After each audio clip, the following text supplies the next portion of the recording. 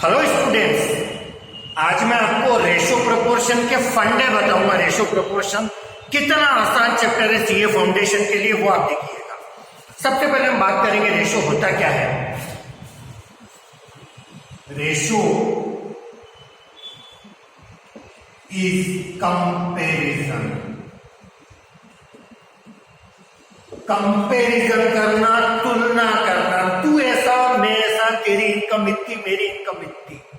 अब इधर देखो, मेरी इनकम है $30,000 में और मेरी वाइफ की इनकम है ₹20,000 में। राइट? अब कंपेयर कर सकते हैं क्या इसको? नहीं कर सकते, क्योंकि एक जगह क्या है बेटा डॉलर, दूसरी जगह क्या है रुपया। ऐसे कंपैरिजन नहीं चलेगा। तो क्या करना पड़ेगा? कंपैरिजन तभी हो सकता है जब दोनों का यूनिट क्या होना चाहिए, सेम होना चाहिए। तो यहां पर हम यूनिट कर देते हैं 30,000 के साथ रुपया और यहाँ 20,000 के साथ भी रुपया। क्या अब कंपैरिजन कर सकते हैं बेटा? यस, अब कंपैरिजन कर सकते हैं। दोनों के बीच में ऐसा साइन लगेगा रेशो का। अब यहाँ पर कितनी जीरो है? 1 2 3 4, ऐसा कैंसिल कर सकते हैं 2 3 4। तो क्या बचा? 3:2। इसका मतलब ये हुआ कि मेरी और मेरी वाइफ की इनकम का रेशो कितना हो गया? 3:2। ये रेशो का कॉन्सेप्ट होता है। Is that clear? ये जो पहला नंबर होता है रेशो का, इसको क्या बोलते हैं? एंटीसीडेंट। पहला नंबर रेशो का क्या कहलाता है? एंटीसीडेंट। और ये दूसरा नंबर क्या कहलाता है? कॉन्सिक्वेंट। याद रखिए,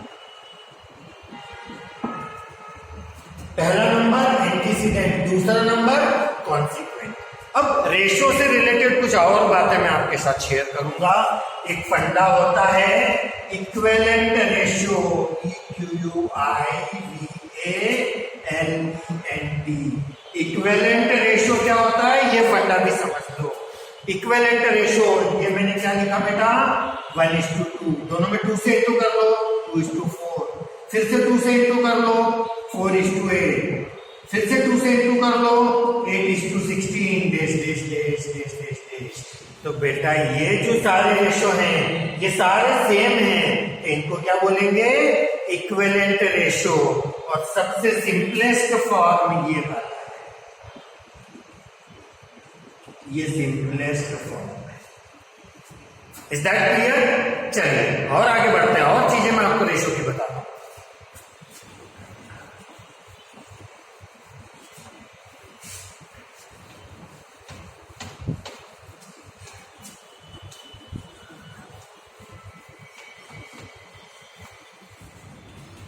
एक एग्जाम में 3 दोस्त थे, तीनों के जो मार्क्स आए उनका रेशो था 2:3:5।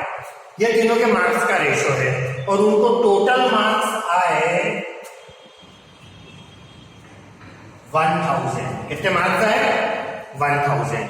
तो बताओ इसको कितने मार्क्स आए, इसको कितने मार्क्स आए, इसको कितने मार्क्स आए? तो बेटा अभी तक आप कैसे करते थे मालूम है?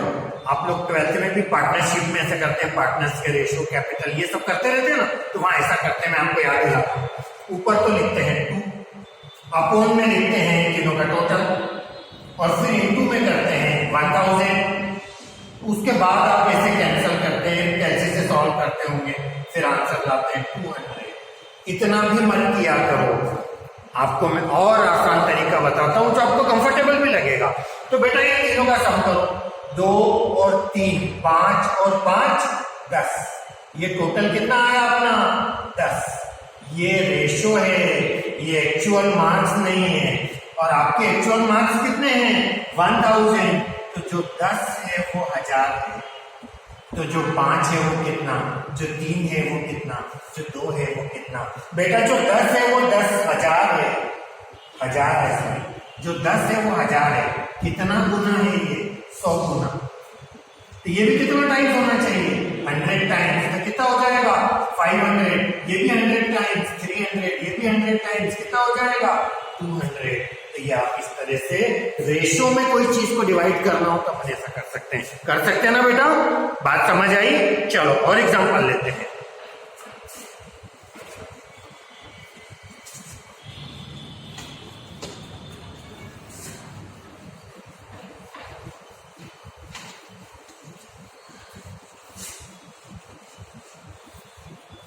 एक बार अच्छे से रेशो प्रोपोर्शन पढ़ लो ये वाला। मैं गारंटी के साथ कहता हूं आपको कि चाहे सीए फाउंडेशन का एग्जाम हो या कोई कैट का एग्जाम हो या कितना बड़ा से बड़ा एग्जाम हो, आप रेशो प्रोपोर्शन का क्वेश्चन चुटकियों में सॉल्व कर देंगे।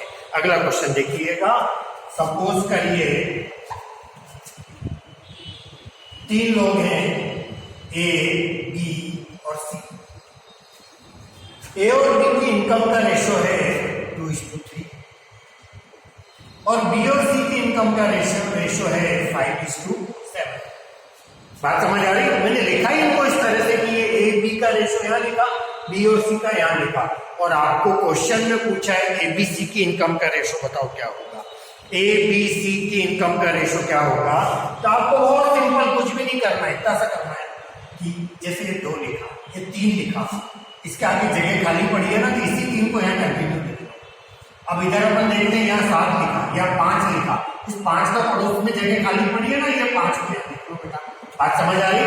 अब मल्टीप्लाई कर लो। 2 5 10, 3 5 15, 7 3 21। अरे इतने से के लिए तो कैल्शियम लगाओ यार, नहीं लगेगा ना इसके लिए। तो रेशो क्या आ गया?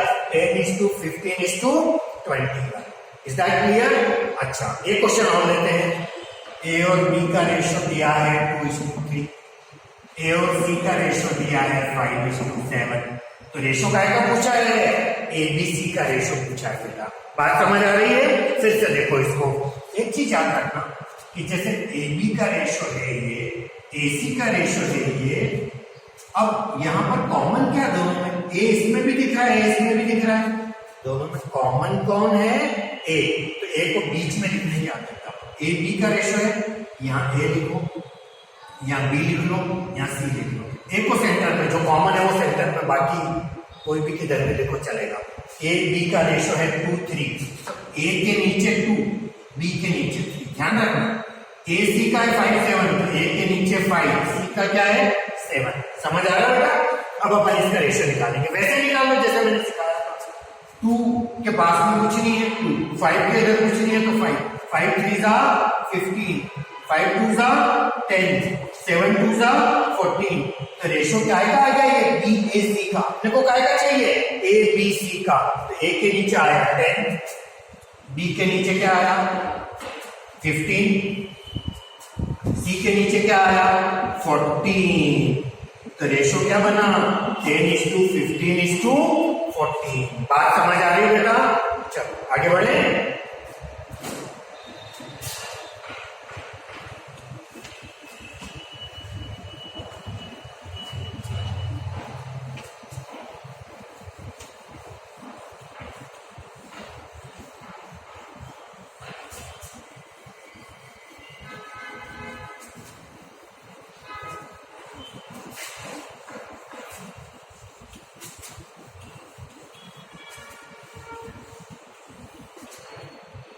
ए और बी का रेशो है 1:2, बी और सी का रेशो है 2:3, सी और डी का रेशो है 4:5।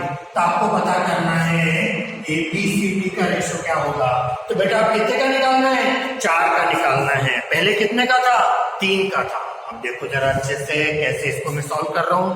अब 4 है ना ए बी सी डी, तो यहां लिखेंगे ए बी का रेशो 1:2 है, तो यहाँ 1:2, बी सी का रेशो 2:3 है, तो यहाँ 2, यहाँ 3, सी डी का रेशो 4:5 है, तो यहाँ 4, यहाँ 5। समझ आया बेटा? चलो अब ये 1 ये 2 है, यहाँ 2 जगह खाली पड़ी है, सी के नीचे कुछ नहीं, डी के नीचे इसी 2 को कंटिन्यू कर लो ऐसा। अब देखो यहाँ 2 और यहाँ 3 है, 3 का पड़ोस में खाली है तो ये 3, ये 2 के पड़ोस में खाली है तो ये 2, यहाँ 5 है, 4 इधर खाली है दोनों, ये 4 को यहाँ कंटिन्यू कर लो। Is that clear? अब अपन क्या करेंगे? इन सबको मल्टीप्लाई कर लेंगे। 4 2 8 1 8, 2 2 4 4 4 16, 2 3 6 4 24, 2 3 6 5 30। तो बेटा ये आंसर आ गया, ये रेशो आ गया। रेशो को है ना कभी ऐसा मत छोड़ा करो, रेशो को सिंप्लीफाई कर लिया करो। तो ये जैसे सारे नंबर है, ये काय से कैंसिल हो रहा है? 2 से। इसका आधा कितना? 4। इसका आधा कितना? इसका आधा कितना? इसका आधा कितना? और कोई नंबर से कैंसिल हो रहे क्या? ये नहीं हो रहे। तो ये हमारा आंसर हो गया। आंसर को ऑलवेज सिंपलेस्ट फॉर्म में लाके छोड़ना चाहिए। Is that clear? समझ आ रही बात? चलिए नेक्स्ट फंडा। मेरी इनकम 30 रुपए, आपकी इनकम 50 रुपए। किसकी इनकम ज्यादा है? आपकी ज्यादा है। मेरी 30 है, आपकी 50 है। मेरी 30 है, आपकी 50 है, आपकी ज्यादा है। लेकिन मेरी जो 30 रुपए इनकम है वो 1 घंटे की है, और आपकी जो 50 रुपए की इनकम है वो 5 घंटे की। अब बताओ किसकी ज्यादा है? अब किसकी ज्यादा है? मेरी ज्यादा है, बिल्कुल, क्योंकि मैं तो 1 घंटे में इतना कमा रहा हूं और आप 5 घंटे में इतना कमा रहे हो। तो जब टाइम अलग अलग हो और इनकम हो तो क्या करना? 1 घंटे का निकाल दो दोनों का। मेरा 1 घंटे का इतना है और आपका ये 5 घंटे का है ना? तो ये 5 से डिवाइड कर लो इसको। मेरा तो 1 घंटे का है तो मैं 1 से डिवाइड करूंगा। तो मेरे 1 घंटे की इनकम आई इतनी, आपकी 1 घंटे की इनकम आई इतनी। तो आपका जो रेशो अपना बना वो क्या बना? 3:1।